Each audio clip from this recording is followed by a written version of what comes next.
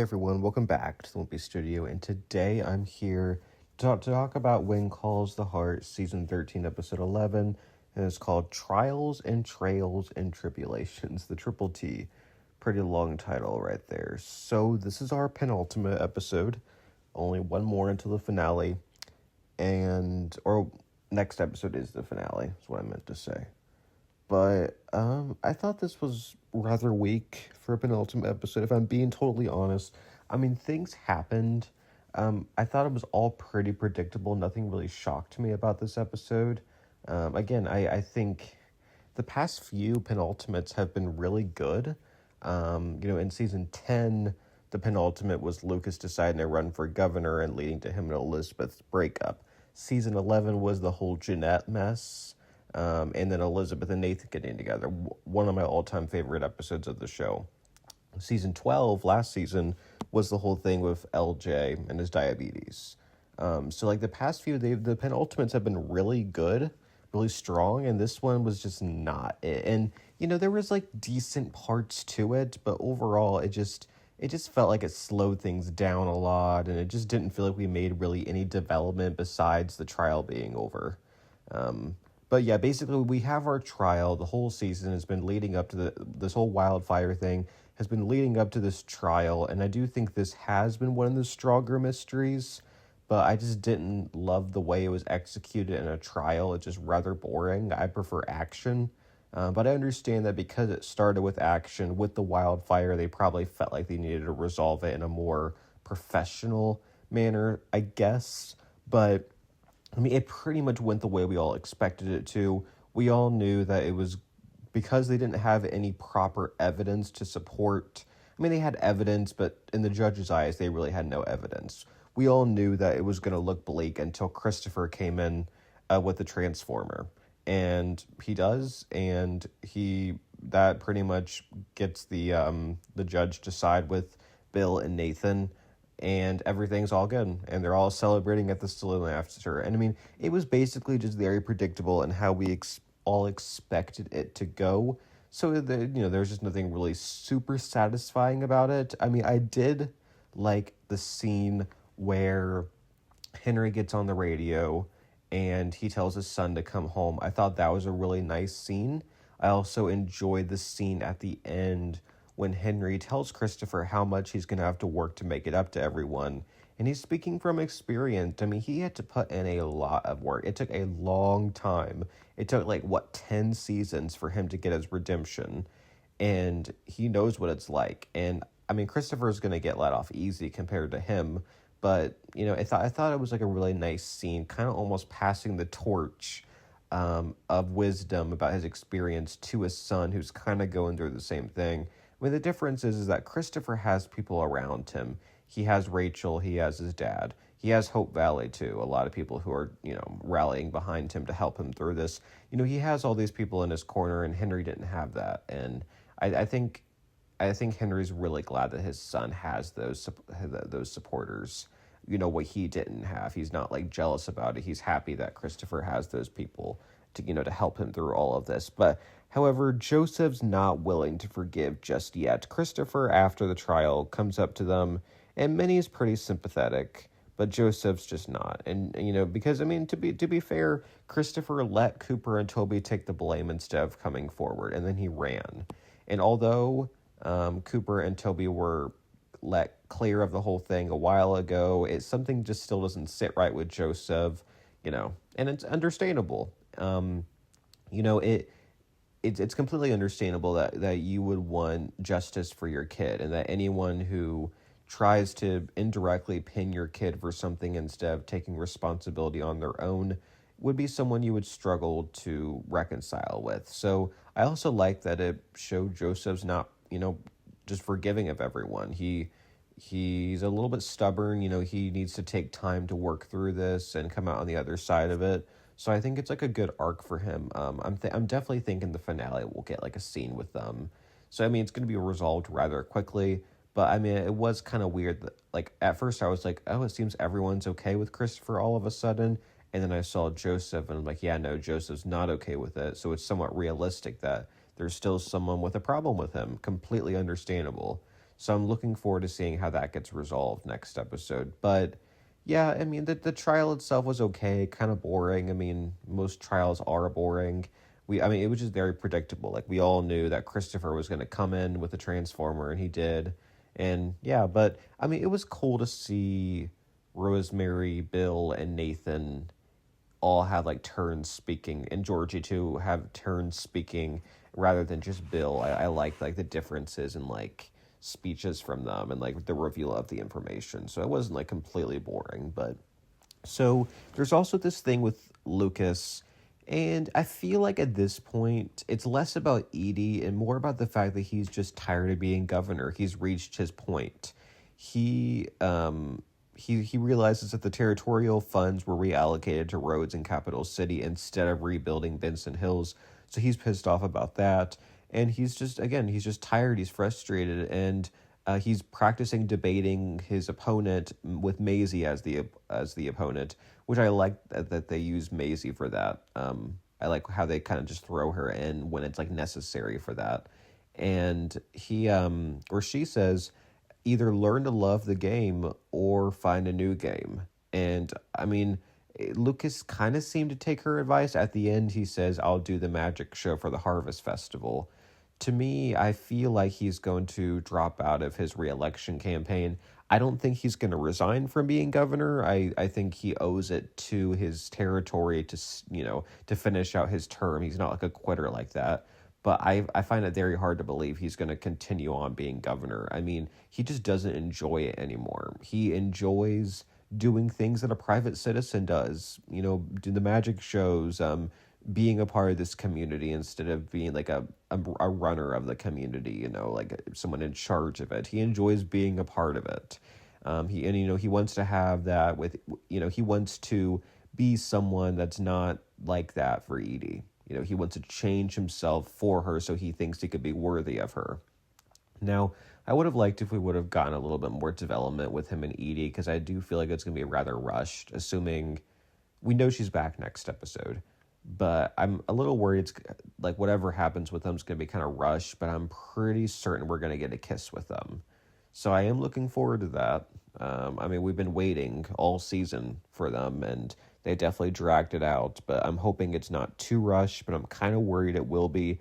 But either way, whether we get a kiss or not, Lucas is definitely dropping out of that race. I just don't see it. He just doesn't enjoy the game anymore, like Maisie was saying. He's just tired of it, and I do think him just returning to being a private citizen and doing things like the magic shows is what's better for him. So I'm glad that he's coming to that realization now for sure.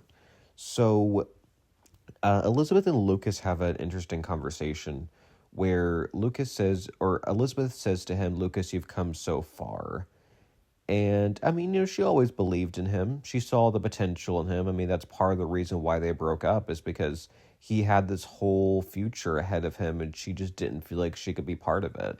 So it was a full circle moment, I do think, for them to have that little conversation. But I do wish they would have given a little bit more. Not that I'm a Team Lucas fan by any means. I never was. But I feel like if they were going to talk, I would kind of want them to talk about how their relationship ended. I think, especially with Lucas working through that breakup and unresolved emotions from it, I do think him and Elizabeth, like, having a little longer of a conversation about it would have been so nice, but instead they kind of teased a conversation and just didn't really follow through with it. I think that would have been a great scene. Again, as someone who did not like them together, I would be totally fine with a scene where they just talk and Lucas says how he feels, not to make Elizabeth feel guilty, but for Elizabeth to realize how she kind of hurt Lucas and he's still not over it. I mean, I think it would have been okay to throw in a little scene, but maybe in the finale. But I'm pretty sure next episode we're going to get to see happy Lucas. At the end, he comes up to Elizabeth and Rosemary and is so giddy and says, I'll do the magic show. So I'm thinking next episode he'll do his magic show and he'll get his kiss with Edie, which, I mean, it's been a good season for Lucas, but I do think a conversation with Elizabeth is a good way to end that arc, but I don't think we're going to get it.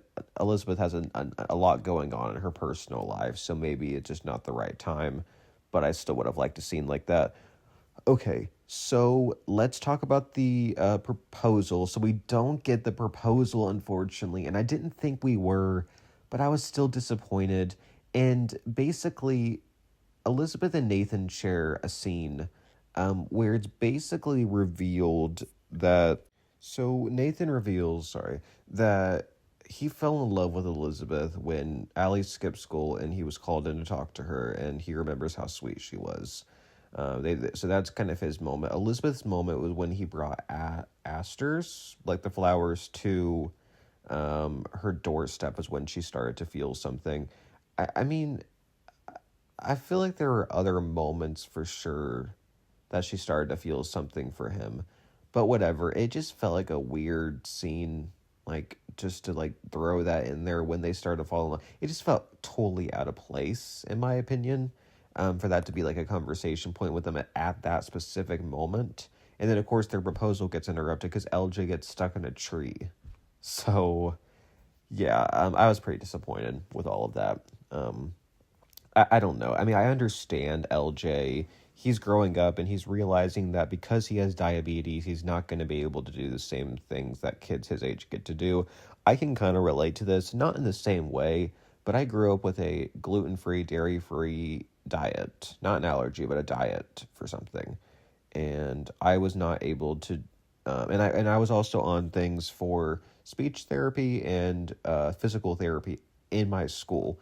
So I wasn't like I had to like a couple of days a week I had to go away from class and do these things. So I missed out on doing things with my classmates, and because of my diet, I missed out on eating like anything with gluten or dairy in it, and that was hard on me. My parents had to bring in another snack, but sometimes they forgot and I didn't have anything, and it was tricky. I can kind of understand a little bit of how LJ felt like left out, but it's understandable why Elizabeth would be skeptical of all of it. So it's just, to me, it kind of felt like a reminder that with Elizabeth and Nathan, no matter what, LJ is going to be like, not an issue, but there's going to be issues with him and his diabetes and his just health in general. And that's just the way it's going to be, no matter what. So, but it was frustrating, and I don't know. I think the main thing that I'm missing with Elizabeth and Nathan is the lack of romance between them. I don't know what happened this season, but there's just no passion between them at all. I mean, there's some sweet moments thrown in, but like their scene right before he proposed, it felt so dry, and like every scene with them has just felt so dry, so plain, so bland, and there's just nothing to really root for them. I mean, we want the proposal, but there's just no romance between them. They've kissed twice this season. They've had some good conversations, I'll give them that, and there's been some good scenes, but just not nearly enough for your lead couple, and again, just no romance. And that's been, in my opinion, I think this season's been rather strong overall, but the Elizabeth and Nathan romance has definitely been the weakest part of it, for sure. It's just very disappointing all around. So, I mean, we're going to get our proposal in the finale, obviously, but it better feel earned. Right now, I don't think it's going to be earned, but if they give us a lot of good moments in the finale, and a good lead up to the proposal, then I'll give it to them. But right now, I'm still thinking it's going to be the final scene, and hopefully, no interruption. There better not be an interruption with a cliffhanger. The only way I'll accept that is if we see Abigail at the end and she's the cliffhanger. But if that's not it, I will not accept it. We better get the proposal, and I hope we get something with Abigail. But if not, I'll take the proposal just fine. I mean, we've been waiting like 7 years, 7 or 8 years to get this proposal, and even longer than that to get them married, because that's obviously happening next season. So, but yeah, I was rather disappointed with just no passion with them. There's just nothing, and I don't know why they're writing them that way or how they're playing it, but that's just been really disappointing this entire season. So, a couple more things. So it was a funny moment when Nathan and Georgie were fighting over the waffles that Bill made right before the trial. That was a funny little bit. I think Nathan and Georgie are gonna have like a nice little friendship. Especially, because like Bill's like in the middle between them. I think that's going to be funny. There's definitely some potential there. And Georgie so Georgie calls him Bill like by his name, and she gets the whole town to applaud for him after the trial because he did such a good job. And then she kisses him in front of everyone. Um so I've talked on here about how much I like them together, but I did not like her kissing him in front of everyone. I don't care for PDA in general, but I especially did not like that. I don't know. It just, to me, it just didn't feel like them at all. Um, but I mean, I like when Scott and kissed Kip at the end of Heated Rivalry, episode 5. I'm pretty sure. Yeah, it was episode 5. I did like that because it made sense for the story, but it really didn't make any sense for Georgie just to kiss Bill in front of everyone. It just felt like it just didn't feel like necessary for the plot, in my opinion. So I mean, we'll see. I'm looking forward to what they'll do with them, but I just did not like that particular moment. Um, what else? I mean that's basically it. Again, it was mostly focused on the trial was the main thing, and then there was a little thing going on with Lucas, and then with the family unit. So it didn't cover a whole lot, but I mean, the trial was pretty boring, but I'm curious to see what's next for Christopher and what's next for Henry, and of course with Lucas, what's going to happen with him and Edie in the finale, and is he going to end his campaign?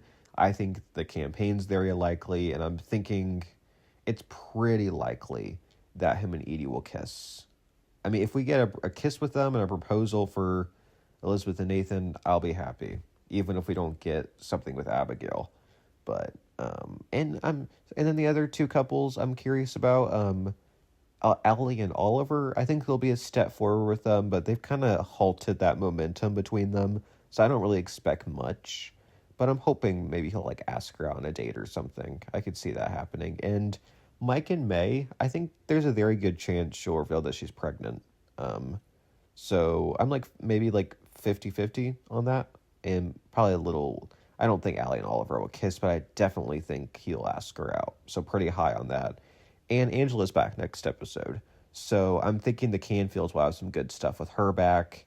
And I think Joseph will probably forgive Christopher, assuming Christopher's around. I think he will be.